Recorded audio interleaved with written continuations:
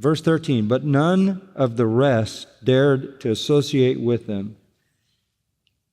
Is that good? That's kind of contrary to church growth strategy, isn't it? The whole idea was that the Lord was designing a church that non-believers would not want to belong to. I don't know how to say that more clearly.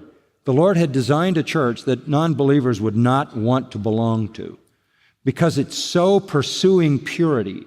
It's a place of judgment on sin. It's a place of confrontation of sin that we all desire because we have holy affections and divine aspirations, and we want to honor the Christ we love and glorify Him. But it can't be a place where non-believers are comfortable. None of the rest dared to associate with it. They didn't have a church growth strategy. They didn't have any model to follow. The pastoral epistles hadn't been written yet. God was designing the church His way, and His way was to frighten non-believers, as well as to frighten believers.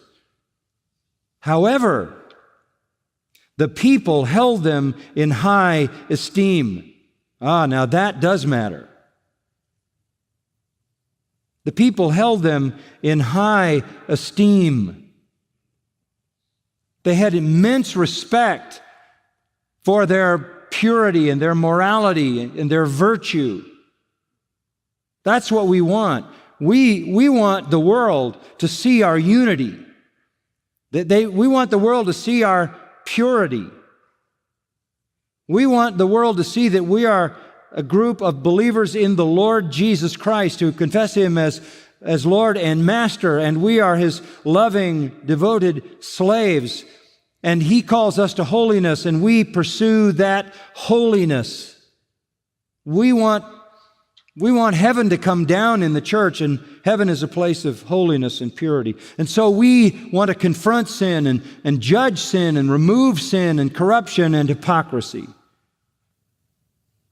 But at the same time, when the world looks at that, they don't want to be a part of that because they don't want the exposure. Jesus clarified that in John 3 when He said, men don't want to be exposed by the light.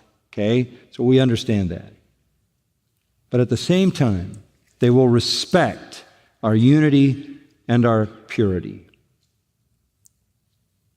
That's the Lord's design for a church.